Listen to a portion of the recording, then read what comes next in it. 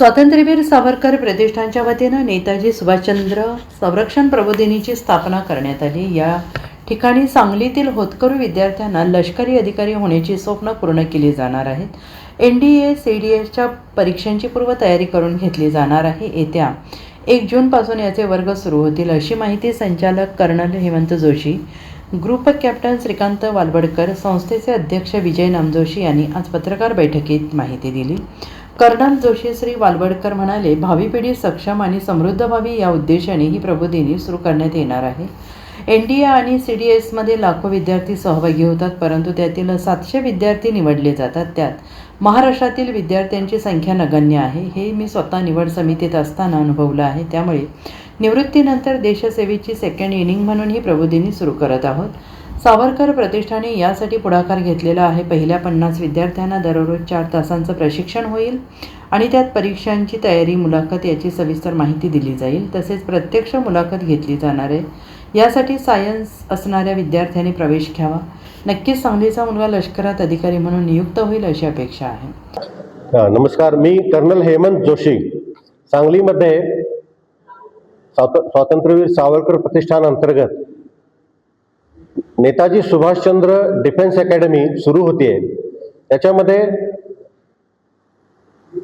Army, navy, एअरफोर्समध्ये अधिकारी बनण्यासाठी NDA किंवा CDSच्या रिटन एक्झामिनेशन संदर्भात मार्गदर्शन, त्याचप्रमाणे सर्व्हिसेस सिलेक्शन बोर्डला कशाप्रकारे तोंड द्यावं आणि त्याच्यामध्ये कशाप्रकारे यश प्राप्त करावं या संदर्भात मार्गदर्शन करण्यात येणार आहे।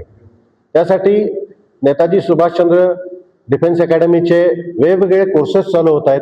त्यामध्ये NDA साठी आणि CDS साठी असे 2 वेगवेगळे कोर्स 1 जूनला सुरू होत आहेत। 1 जून ते 31 ऑगस्ट अशा प्रकारे 3 महिने हे कोर्स चालणार असून रोज 3 तास हे कोर्स चालणार आहेत। त्याच्यामध्ये NDA आणि CDSच्या रिटन एक्झामिनेशनची पूर्ण तयारी करून घेण्यात येणार आहे। याशिवाय काही मॉक टेस्टही घेण्यात येणार आहेत। त्यामध्ये मॅथमॅटिक्स हा विषय जो आहे तो सांगलीतले प्रसिद्ध इनामदार क्लासेसचे श्री अतुल इनामदार हे मॅथमॅटिक्सचे क्लासेस घेणार आहेत आणि बाकीचे क्लासेस हे त्या क्षेत्रातले एक्सपर्ट प्राध्यापक घेणार आहेत।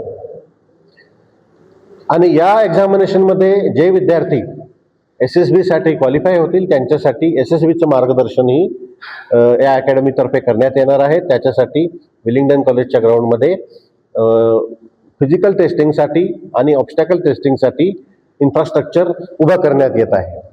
त्यामुळे रिटन एक्झामिनेशनपासून SSB इंटरव्ह्यूपर्यंत पूर्ण मार्गदर्शन हे विद्यार्थ्यांना आता सांगलीत उपलब्ध होणार आहे। यासाठी कुठेही त्यांना पुणे, मुंबई अशा ठिकाणी जाण्याची गरज आता उरणार नाही। धन्यवाद। मी विजय नामजोशी, अध्यक्ष सावरकर प्रतिष्ठान। दिनांक 2 मे शनिवार या रोजी आपल्या संस्थेच्या प्रांगणामध्ये असीम फाउंडेशन पुणे यांच्यातर्फे परमवीर चक्र विजेते कॅप्टन संजय कुमार यांची मुलाखत घेण्यात आयोजन केले आणि हे मुलाखत घेणार आहेत हे प्रसिद्ध पत्रकार डॉक्टर उदय निरगुडकर। ह्याच्यामध्ये त्यांचे संवाद होतील, काही फिल्म दाखवल्या जातील आणि परमवीर चक्र विजेते आपल्या सांगली जिल्ह्यामध्ये प्रथम येतात। परमवीर चक्र ही जी पदवी आहे ही भारतरत्नानंतर सेकंड म्हणून मानली जाते। इतका तो अत्युच्च सन्मान आहे आणि त्या असा मनुष्य आपल्या तिथे येतोय, त्या दृष्टीनं आम्हाला हा अभिमानाची गोष्ट आहे। सांगलीकरांनी या परवडीचा लाभ घ्यावा अशी आमची विनंती आहे। धन्यवाद।